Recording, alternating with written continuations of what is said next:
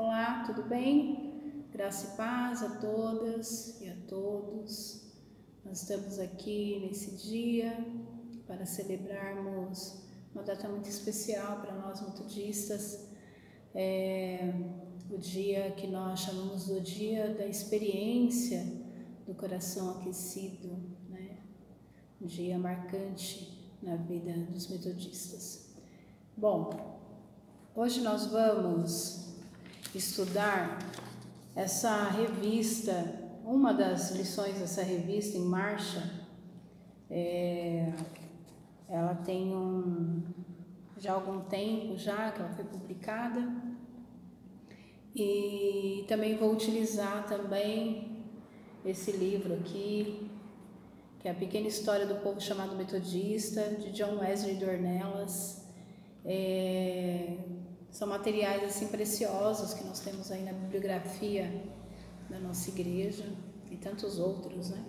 Mas hoje a gente vai conversar um pouquinho sobre o pensamento wesleyano, a dinâmica do equilíbrio no pensamento wesleyano.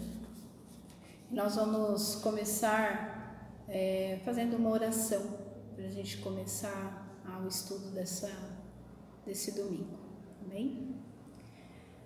Senhor Deus, nós te damos graças, Senhor, por estarmos bem, por estarmos com saúde, podermos levantar nesse domingo, esse dia histórico para o povo metodista, dia que nós celebramos uma data tão especial para nós. Nós te louvamos, Senhor, Pai, que esse estudo venha nos ensinar, venha nos instruir, venha lembrar, Senhor Jesus, colocar, Senhor, na nossa memória, Pai, aquilo que nos dá esperança. Muito obrigada, Senhor, por esse momento, em nome de Jesus que nós oramos. Amém. Então nós vamos começar fazendo a leitura do Atos dos Apóstolos, capítulo 5, alguns versículos nós vamos ler. Atos dos Apóstolos, capítulo 5, a partir do versículo 33.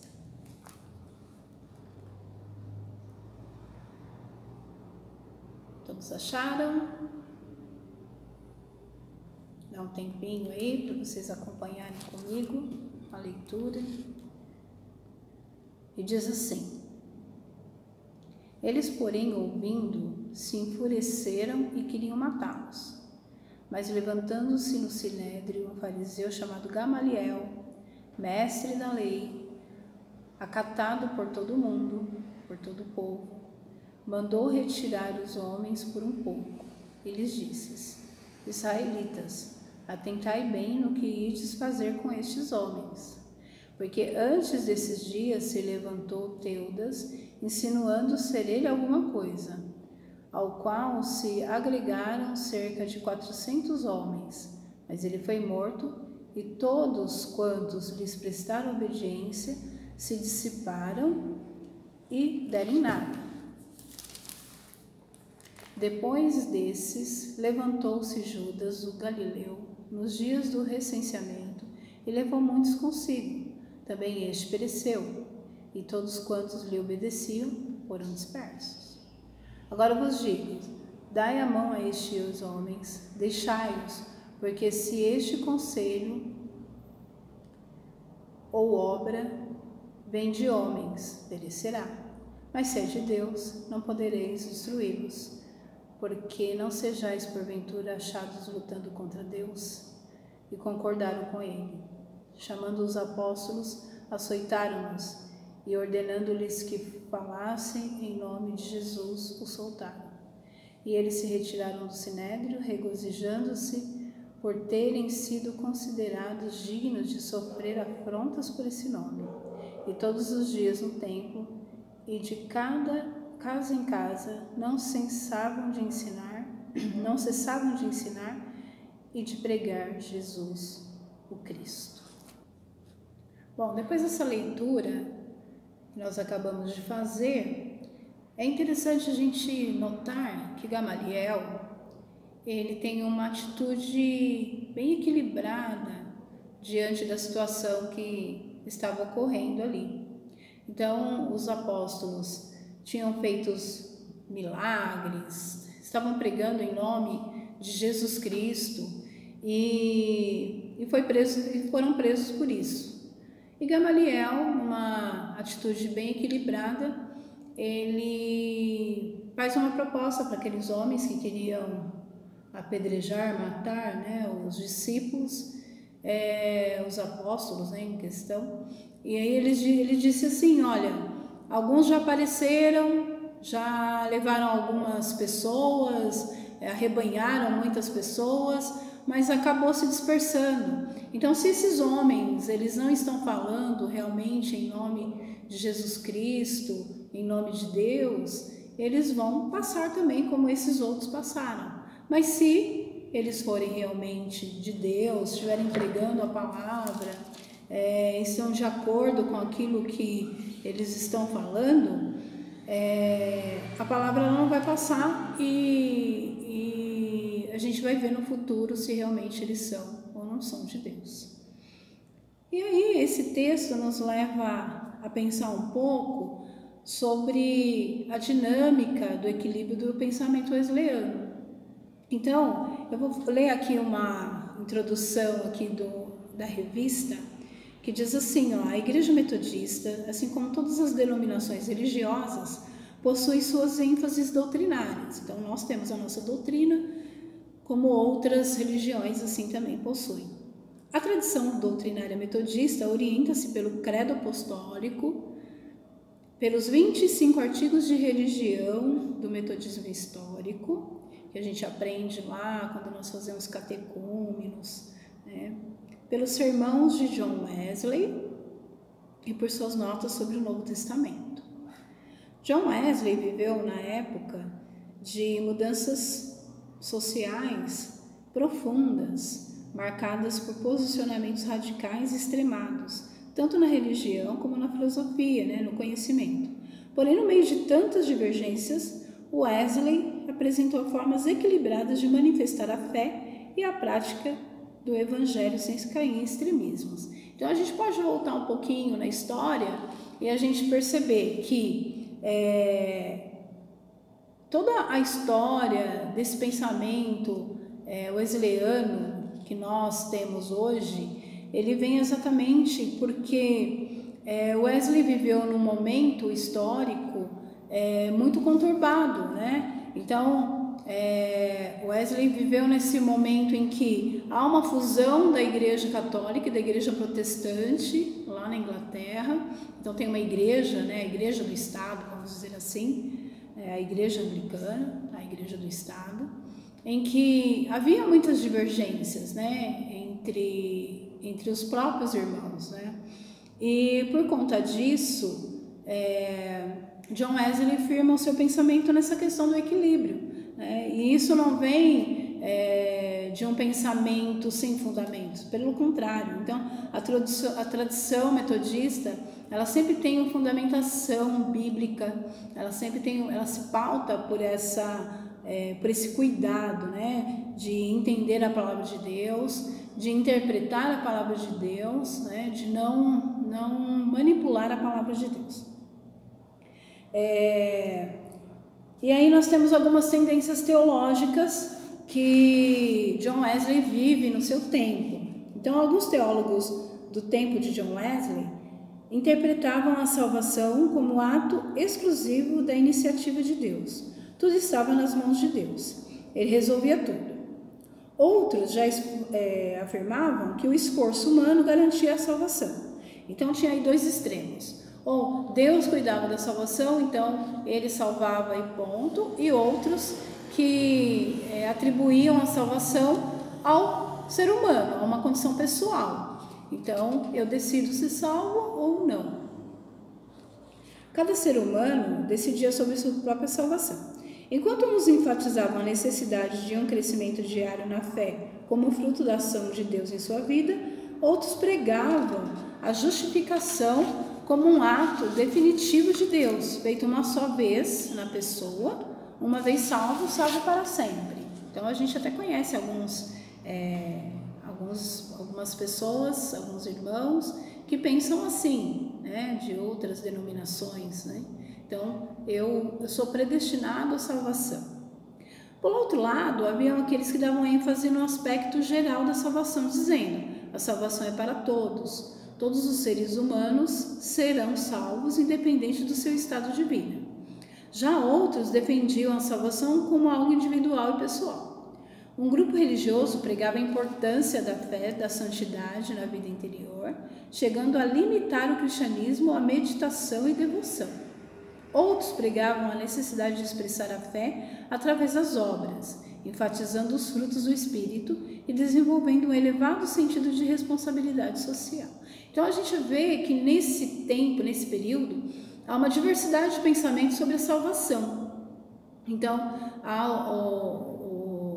os que pensavam na questão das obras, ou só da espiritualidade, enfim. E aí, o Wesley, ele vem num pensamento de equilíbrio.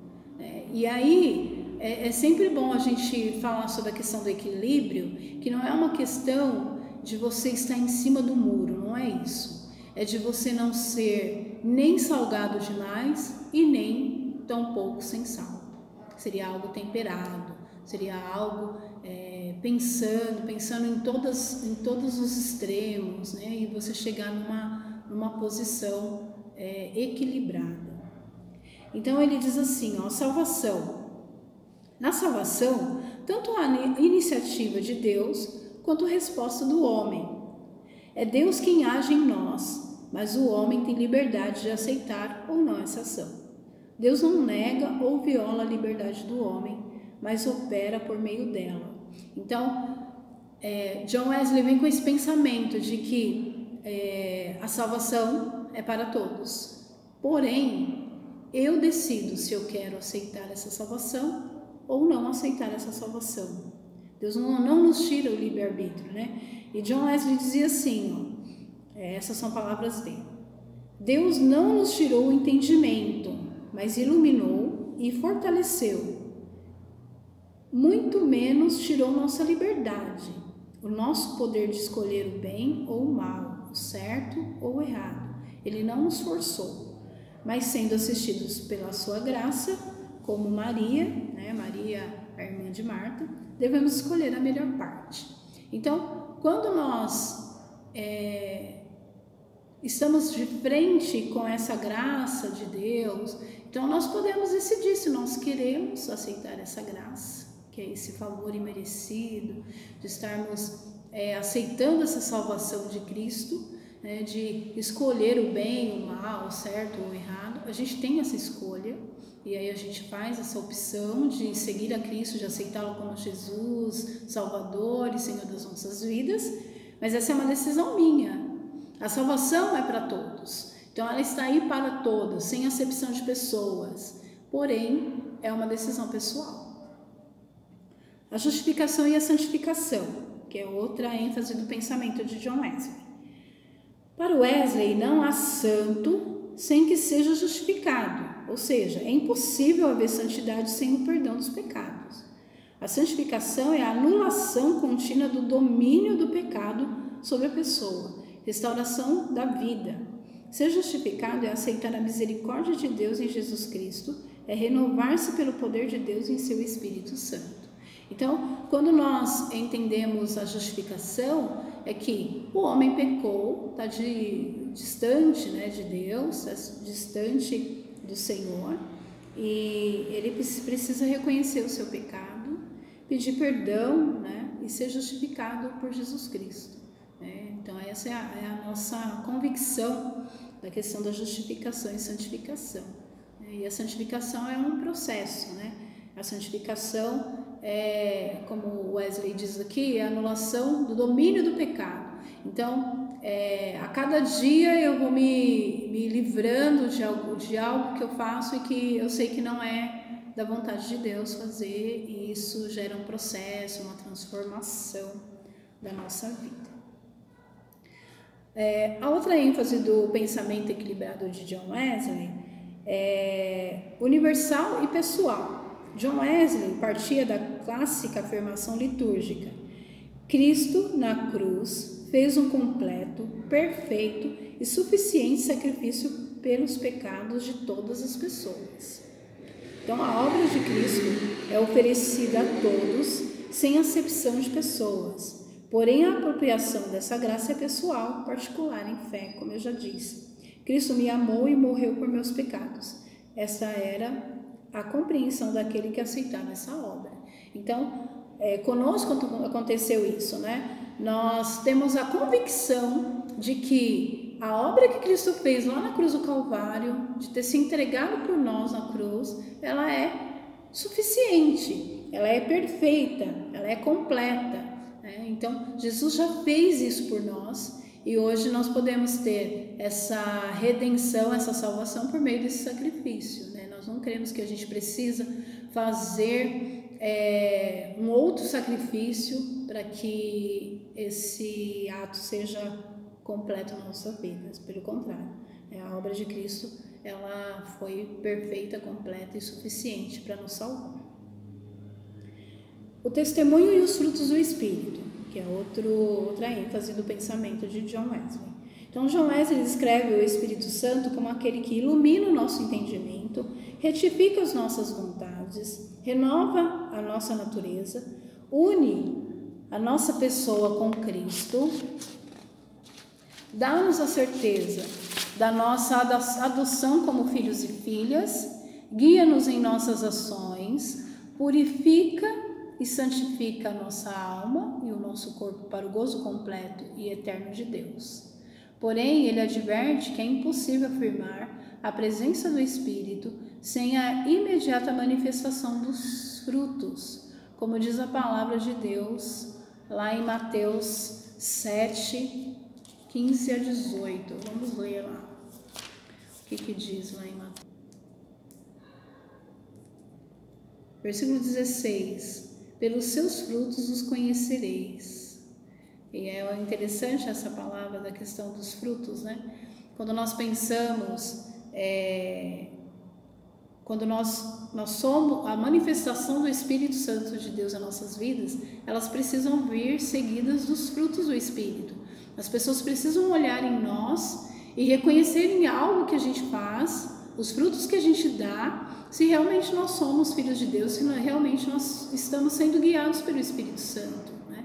Porque senão, é muito interessante quando nós falamos assim, olha, eu sou salvo, eu tenho o Espírito Santo, porém as minhas atitudes, né, o meu testemunho, aquilo que eu falo, aquilo que eu faço, não condiz com aquilo que realmente Jesus nos ensinou. A lei e evangelho. Wesley retomou na posição bíblica quanto à lei, citando as palavras de Jesus Cristo. Não penseis que vim revogar a lei ou os profetas, mas sim para cumpri-la. O fundador do metodismo afirma que o mau entendimento da lei estava na interpretação feita quanto à letra e não quanto ao espírito, o seu real significado.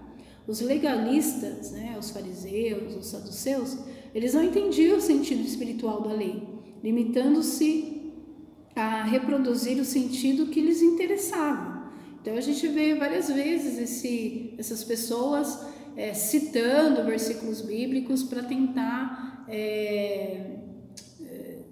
manipular a palavra ao seu próprio bem, ao seu próprio bem-querer. A crítica mais comum que Jesus sofria era exatamente de desobedecer à lei.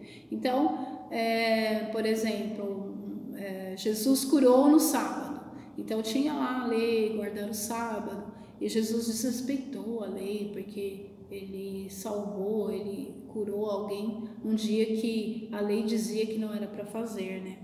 E a gente vê aí uma grande incoerência aí naquilo que os saduceus e os fariseus eles falavam e faziam, né?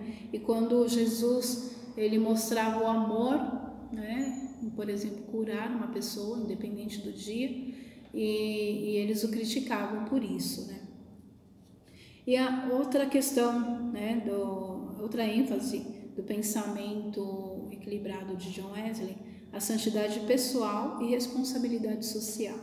Então, tomando por base o resumo de todo o mandamento apresentado por Jesus, amarás, pois, o Senhor de todo o teu coração, de toda a tua força, e amarás o teu próximo como a ti mesmo, que está lá em Mateus 12, 29 a 31, a santidade pessoal não se choca com a dimensão social do amor repartido. Então, Wesley não concebia uma religião isolada, desvinculada de obras de misericórdia. Então, nós temos aí as obras de piedade, que é a nossa devocional com Deus, de nós estarmos lendo a palavra, orando, jejuando, louvando a Deus, mas nós também temos as nossas obras de misericórdia, que é ajudar o próximo, né? Se nós olharmos para o Evangelho de Cristo, todo o seu caminhar, aí, os seus 3 anos e meio aproximadamente de ministério sobre a terra, foi pregando o amor, né? Foi ajudando os que mais precisavam, era dando a mão para quem realmente estava marginalizado, que sofria, aos pequenos, aos pequeninos, né? Aqueles que realmente precisavam de algo, que estavam necessitando de um apoio, de uma cura, de ajuda, enfim, né? Nós vemos aí, me lembro bem dele falar com a mulher, né? A mulher samaritana. Talvez qualquer um daqueles fariseus jamais falaria com aquela mulher, né? Em público ainda, né? E Jesus fala com ela com todo amor, né? Pede água, né? Outra situação interessante, né? A questão das crianças, né? Ele trazia as crianças, né, para perto, né? Não queria que elas estivessem longe, pelo contrário, né? Então nós vemos pecadores, né? Pecadores, ladrões, enfim, né? Jesus, ele esteve próximo de todos, né? Sem acepção de pessoas. Eram doentes, né? Eram ricos, eles estavam com todos, né? E aí, por isso, quando o John Wesley fala aqui, né, que ele não admitia uma prática cristã sem as obras de misericórdia, que é ajudar o próximo, né? Então, hoje nós vivemos uma sociedade que aqueles que são marginalizados, às vezes a gente passa meio que reto, assim como na história lá do bom samaritano, né? Então o levita passou de lado, o sacerdote passou de lado, né? Aqueles que poderiam ter feito alguma coisa não fez, e aí vem o bom samaritano, que aí a gente pode colocar aí na figura até do mesmo de Jesus, foi até lá, cuidou daquele homem, né? Com amor, né? Então hoje nós precisamos praticar essas obras de misericórdia também, porque isso é um fruto daquilo que nós realmente dizemos que cremos. Ao mesmo tempo, praticava obras de misericórdia, visitando os enfermos, providenciando alimento aos que tinham fome, lutando contra o desemprego, incentivando o desenvolvimento cultural. Então, John Wesley, ele fazia essas obras de misericórdia, né? A gente pode incluir aqui, ele visitava os encarcerados, ele ia lá nas minas de carvão, pregar o evangelho, e é interessante que não é só pregar o evangelho com a Bíblia na mão apenas, né? E falar que você está errado, que você precisa da graça de Deus, mas é também trazer o alento para essas pessoas, né? Lutando contra o desemprego, né? Nós estamos vivendo uma situação assim hoje, né, no nosso país, muitos desempregados, né? Uma situação muito difícil, vivendo esse momento de pandemia, em que nós precisamos sim ajudar uns aos outros. Eu louvo a Deus pela nossa igreja, pois tem se manifestado com essas obras de misericórdia, né, de ajudar um ao outro, mas certamente a gente pode fazer mais, né? Eu tenho visto igrejas co-irmãs, né, nossas aqui pela região, fazendo sim essas obras de misericórdia, e eu louvo a Deus por isso, né, porque algumas pessoas têm sido alimentadas, né, têm sido cuidadas, né, pela igreja, e é isso que a gente realmente precisa fazer. Incentivando o desenvolvimento cultural. Olha só que interessante, né? Enquanto algumas frentes, né, algumas religiões, né, não querem saber que a sua membresia estude, que a sua membresia cresça, né, intelectualmente também, né? Porque nós falamos sobre o espiritual, mas como é importante a gente culturalmente crescer, a gente puder estudar, a gente puder ler, a gente puder se aprofundar culturalmente, né, para que a gente não seja a gente não seja vamos dizer assim, a gente perca, né, a nossa visão, a gente não seja enganado, né, por outras religiões, não seja enganado em outras situações, né, da nossa vida. E quando nós falamos de incentivar o desenvolvimento cultural, é uma área que realmente eu gosto muito, que é a questão da educação, e a questão que a Igreja Metodista dá muita importância à educação. E é por isso que nós temos esse canal da Escola Dominical. A Escola Dominical não começa apenas com a questão do estudo bíblico, como nós temos hoje, né, de estudar apenas a Bíblia, mas John Wesley começou lá com aulas de reforço, né, para os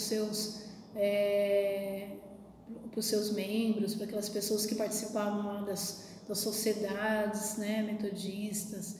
Então, quando nós pensamos assim, a nossa igreja aqui em Monte Belo já teve esse papel também, né, de termos classes de reforço para crianças, né, de termos classes para adultos, né, de alfabetização para adultos, né.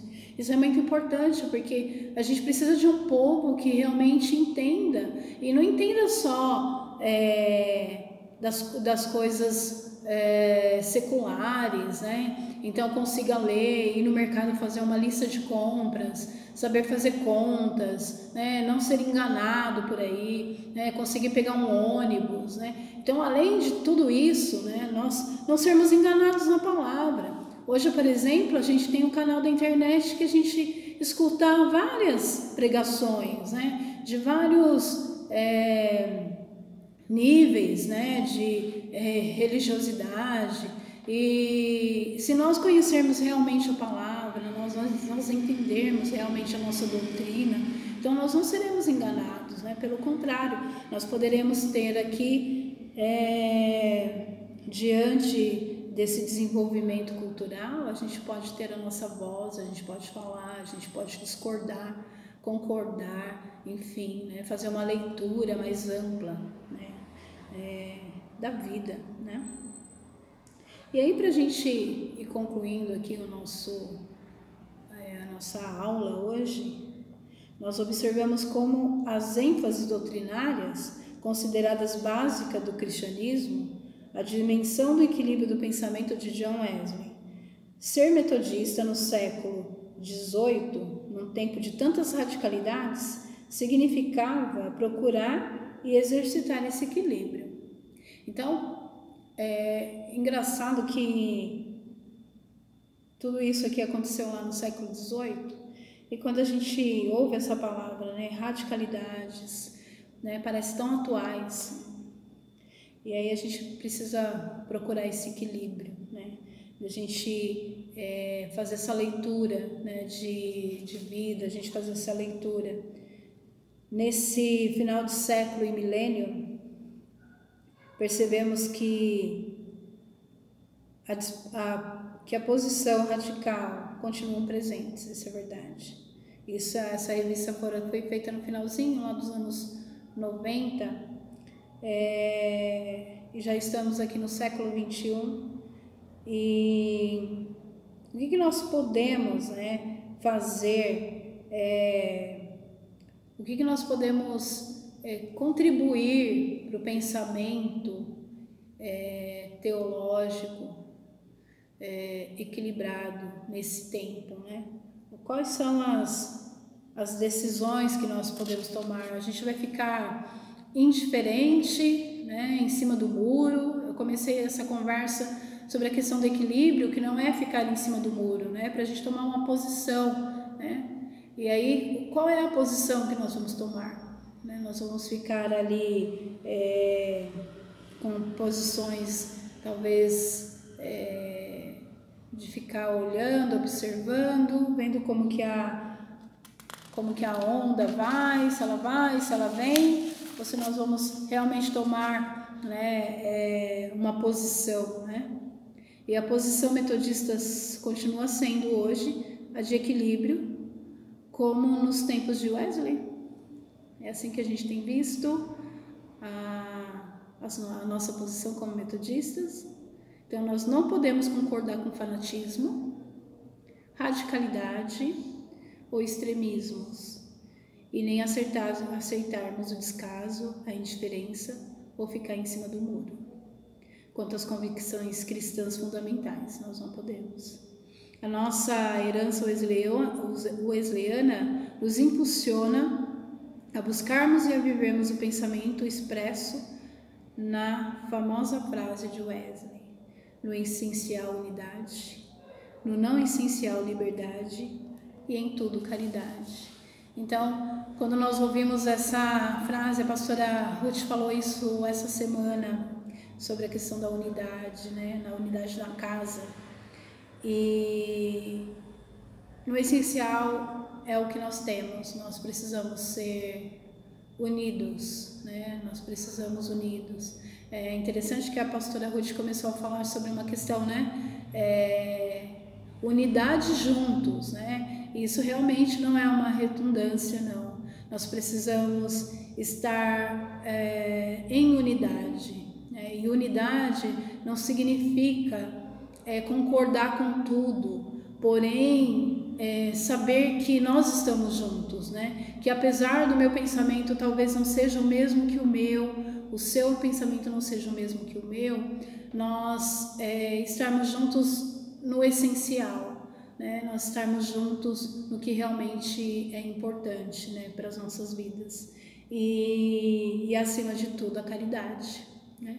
A caridade é uma palavra assim que é muito interessante, porque é um amor que não olha para quem, o que, como, né? É um amor, né? Um amor acima de todo o amor, é o amor de Deus, né, por nós. Então, eu quero deixar aqui para vocês uma reflexão. É comum ouvirmos: metodista não tem identidade. Você já ouviu sobre isso? A igreja metodista não tem doutrina? Já ouviu? Metodista não sabe no que crê. Como que você responderia essa questão? Né? Eu vou deixar esse pensamento aí para você, e em relação também ao pensamento equilibrado de Wesley. Como que nós temos trabalhado isso, né, como metodistas, né? Qual tem sido a nossa posição? A gente tem olhado as coisas acontecerem, ou a gente tem colocado a nossa posição acerca das coisas, né? Isso que eu gostaria de deixar para você, né, nesse dia tão especial, né? O dia em que o Wesley ele tem a decisão, né? Eu quero ler aqui para vocês. Eu ia começar com essa frase aqui do livro do John Wesley Dornelas, e falando exatamente um trechinho do diário de John Wesley, quando ele conta sobre o dia dele, no dia 24 de maio de 1738. Então, ele tem um dia especial, ele já tinha lido 2 Pedro 1,4, falado muito ao coração dele. Depois ele vai a uma catedral, uma reunião numa catedral, e a antífona era o Salmo 130, né, que fala das profundezas, clama a ti, Senhor, tal. E aí à noite ele já não estava nem muito afim de ir a essa reunião, e eu vou ler exatamente como estava no seu diário. À noite, fui sem grande vontade a uma reunião na rua Aldersgate, onde alguém lia o prefácio de Lutero, a Epístola aos Romanos, cerca de 8:45, né? Então às 20h45, enquanto ele descrevia a mudança de Deus, que Deus realizara no seu coração pela fé em Cristo. Senti meu coração estranhamente aquecido. Senti que confiava em Cristo, somente em Cristo para a salvação, e uma segurança foi-me dada de que Ele havia perdoado os meus pecados, sim, os meus pecados, e salvou-me da lei do pecado e da morte. Olha só que história mais linda, né? Então, John Wesley, depois de ter vivido, né, tantas coisas, né, antes da sua, não digo conversão, mas da sua segurança em Cristo, né? Então ele já era pastor, já tinha estudado bastante, vivia uma vida devocional com Deus, já, né, participava lá do Clube Santo. Era alguém assim, não era alguém que estava fora desse ambiente cristão, de fazer a vontade de Deus, não. Ele era alguém que estava ali buscando, tentando entender como que isso poderia acontecer, né? E aí nessa noite maravilhosa, de dia 24 de maio, às 8:45 da noite, ele tem essa mudança, né, no seu coração, né?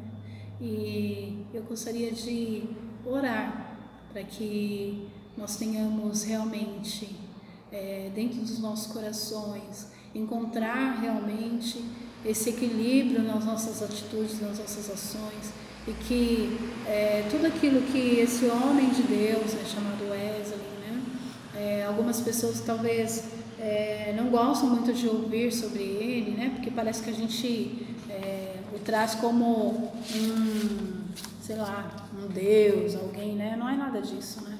É porque a sua história nos inspira, né? É que na verdade é importante a gente reconhecer em alguém, né, de carne e osso, que teve uma experiência tão gostosa com Jesus.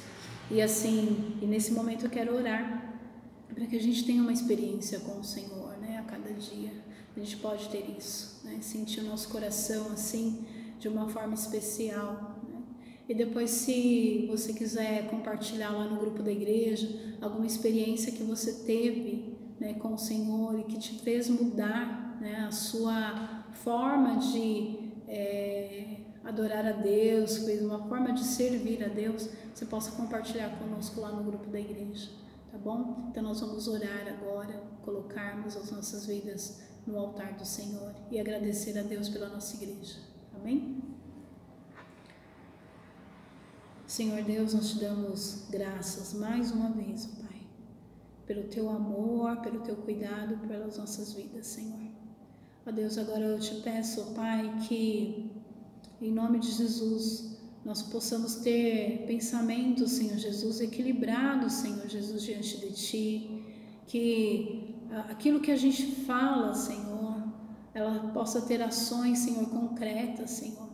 Não possa ficar só no nosso falar, mas sim no nosso fazer também, Senhor. Ó Deus, muito obrigada, Senhor Jesus, pela experiência, Senhor, que o teu filho, John Wesley, teve, Senhor, há tanto tempo atrás, Senhor, e que ainda hoje reflete nas nossas vidas, Senhor. Eu te dou graças, Senhor, pela Igreja Metodista, Senhor, aqui em Monte Belo, Senhor, em especial, ó Pai, e a todas as igrejas metodistas, Senhor, no mundo, ó Pai. Nós te louvamos, Senhor, que através das nossas vidas, Senhor, outras pessoas venham conhecer a Ti, Senhor. Ó Deus, muito obrigada, Senhor Jesus. Nós te louvamos, Senhor, em nome de Jesus. Amém. Amém, irmãos.